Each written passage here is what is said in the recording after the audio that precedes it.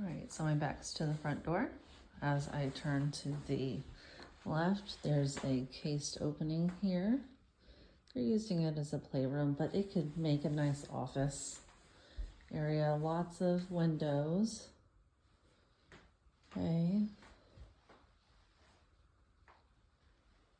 Now turning to the right, we've got the dining room. Very spacious. Got the overhead light. You could easily, put like a chandelier if you wanted.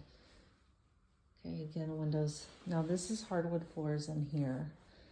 They are different throughout the house. So we've got the laminate flooring over here. But let's come through. Okay, so we've got the laundry room here. So nice big space. So plenty of room. So this looks like this is probably, I was gonna say original laminate, but got a cat, but it does not smell like cat. Okay. Let's see, this should be to the garage. So yeah, they've got a 2-car garage. So that's great.